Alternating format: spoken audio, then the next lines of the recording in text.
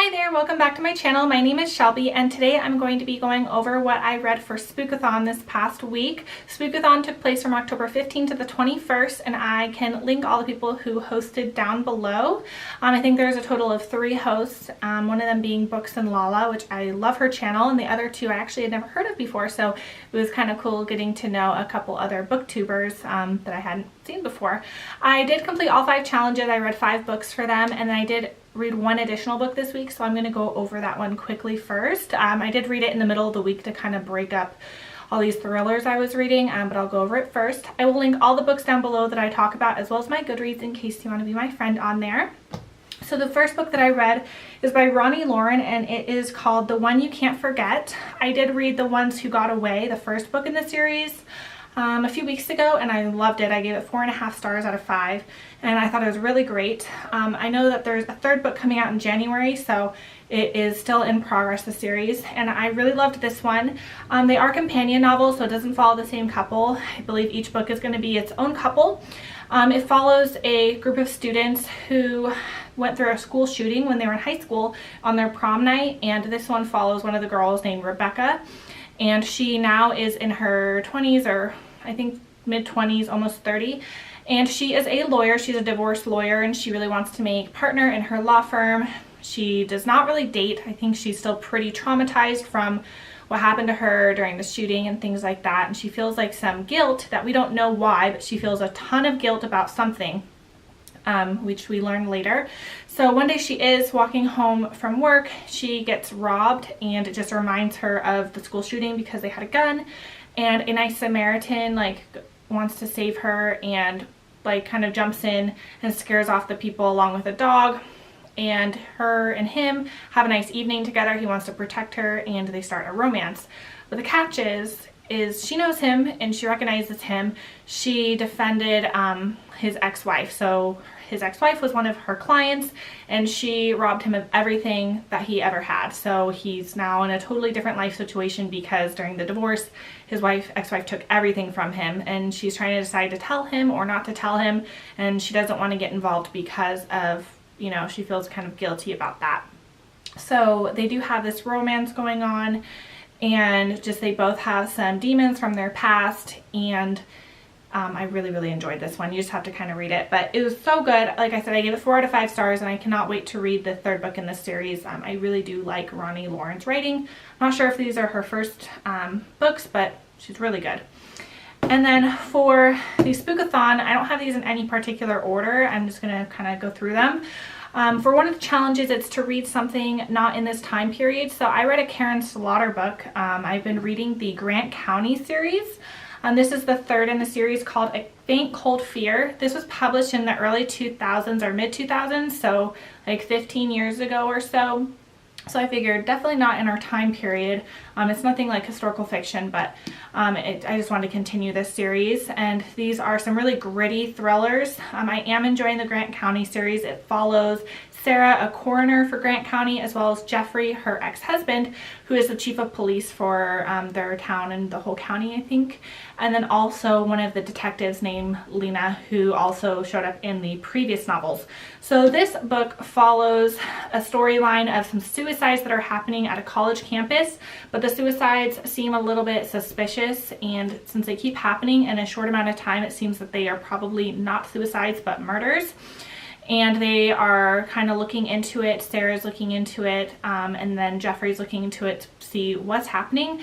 But the crazy thing is that Lena, she is so traumatized from what happened to her in the other books that she's been drinking and getting involved with someone who could be related to the suicides, but she doesn't want to help the police, and they're kind of sent on this goose chase, and you're wondering, why would anyone want to stage these suicides? I really like this book. I don't want to say too much, but it is gritty like all of her other Karen Slaughter's other books, and it was definitely not a disappointment. I gave it 4 out of 5 stars. I definitely still love Pretty Girls more, but I really do like this series as well, and I'm curious where it's going to go in the final 3 books because I'm halfway through now.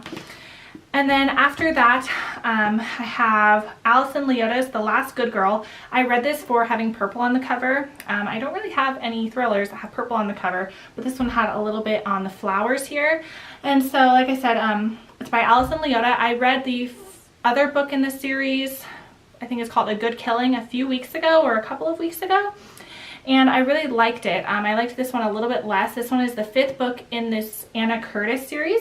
So it follows a DA named Anna Curtis, who she's back in her hometown, and there's a missing college student, and the last person she's seen with is a guy she accused of rape, and so they assume that he basically took her or killed her. He comes from a lot of money. His dad is in politics, and then the girl who went missing, her dad is the president of the university, so they both have very vested interest in the university.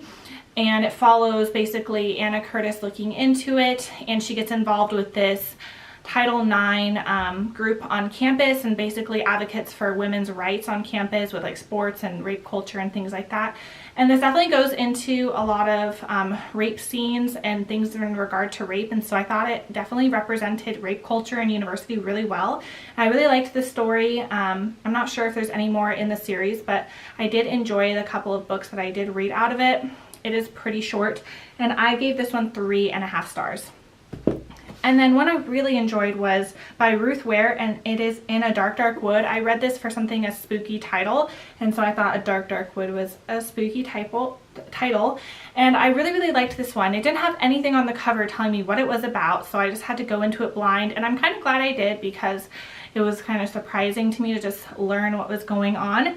And this follows a girl named Nora, and she's a novelist. She's, I think, 26, and she gets an email one day from a girl named Flo inviting her to a bachelorette weekend with a girl named Claire. And the only Claire she knows is someone she was best friends with during childhood, but she hasn't seen her in 10 years. And so she is very surprised that she's being invited to the bachelorette party. She doesn't really want to see her because she has some bad past with her that you don't know like what exactly it was. But she sees that one of their other friends, Nina, was invited, so Nina and her agree to go together. It is in the house is in the middle of the woods, the house that they're having the party at, and so there's no cell reception. The phone line isn't working, and it's been snowing, and like I said, in the middle of the woods. And so it is a very eerie and creepy place with a small group of people, and something bad happens. You know that because it's alternating chapters between being at the party and the turn of events, and then the present where she wakes up in a hospital. So Nora, you're getting her view in a hospital trying to recount what happened, and she's having like bad amnesia. So you basically know that something bad is going to happen, and you're wondering who is going to do this bad thing. So it was really good. I thought it was nice and thrilling, and I loved all the twists and turns. Some things I could kind of guess, and some things I definitely couldn't. I gave this one 4 out of 5 stars, and I'd highly recommend it. I really do like Ruth Ware. I read The Woman in Cabin 10 last year, and I loved that book. And then this one I finished today, and it's by Tawny Odell, called One of Us. And I did read another one of her books last year called Angels Burning, and I really liked that book. So I was hoping I would love this one. I read it for a book that has pictures in it, and it does have little drawings, illustrations on every beginning of the chapter, so I figured that would count. This follows a forensic psychologist named Danny, and he's about 40 something, and he is just really famous in his career. He does like talk shows, and he works on cases, and so he's really into psychology. He's a forensic psychologist. He hasn't been back home in years. He moved away 20 years ago. He didn't really like his hometown. It was a mining coal town, and he's brought back home because his grandfather is ill, so he comes back home to check on him. Well, his grandfather seems okay, but while he's there, some weird things keep happening. So he finds someone dead while he's on his run. There's these haunted old gallows where these kind of rebels got killed like a century before, and he finds a dead person there.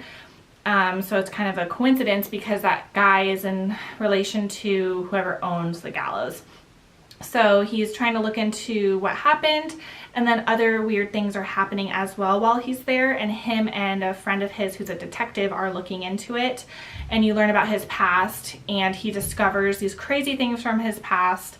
I didn't really like this book. I gave it 2.5 stars. I thought the storytelling wasn't that great. I thought it was more telling and less showing, and I was pretty confused the first half of the book, and then I could guess kind of the big reveals and I didn't think the reveals were that shocking. So unfortunately this was a total miss for me. I'm probably going to pass along this book. I wouldn't recommend it, but I would recommend her other book, Angels Burning. I thought it was way better. The author is from where she writes about, so she's from a coal mining town, so I do appreciate the historical element of this. It's just not for me. And then the last book that I read was just to read a thriller, and I read Her Every Fear by Peter Swanson. And I was really excited to read this. I've been wanting to read a Peter Swanson book for a long time. I have ordered the other book by him that's pretty popular, The Kind Worth Killing. So I'm really excited for that one. So I wanted to read this one before I received that one in the mail. And this follows a girl named Kate. She is from England, and she had something bad happen to her about 5 years ago with a ex-boyfriend. And she's still pretty haunted by it, but she's finally starting to like live her life again. And then she gets the opportunity to trade places with her cousin Corbin, who lives in Boston. He needs to come to London for a job opportunity for 6 months, so he offers to trade apartments with her. And she agrees to kind of start kind of fresh and take some classes there in art. So she moves to Boston. He has a really nice apartment, and she's very excited to be there. But then within the first day, she finds out that his neighbor is gone, and then finds out that she's been murdered, and her name is Audrey. And so she just feels pretty overwhelmed. She's been having these panic attacks. She meets this guy who lives in the building named Alan, who was stalking Audrey, and she kind of forms a friendship with him. Then the police start questioning her about her cousin Corbin, and she wants to answer their questions, but she has no idea who he really is. She's never even met him because he's a distant cousin. And so she realizes, like, who is this guy? And I know nothing about him, and I agreed to live in his apartment. And so creepy things start happening to her, and it's kind of the viewpoints from several people of the people who live in that apartment building, and it's a crazy ride. It was a really good book. I gave it 3.5 stars. There's some things I wish were done a little bit better. Like, I thought it dragged a little bit. It wasn't as like twisting and turning as I thought it would be, and I could guess some of the plot twists. So that was kind of a bummer for me that I guessed it ahead of time. If I hadn't have guessed it, I probably would have given it 4 stars. I do like his writing style, and I do look forward to reading his other book that I'm getting. So those are all the books that I read for Spook-A-Thon. I did have such a fun time participating. I will link all of the hosts down below as well. There was a total of 3. I'd love to hear what you guys read for Spook-A-Thon, and I will see you guys all in my next one. Bye.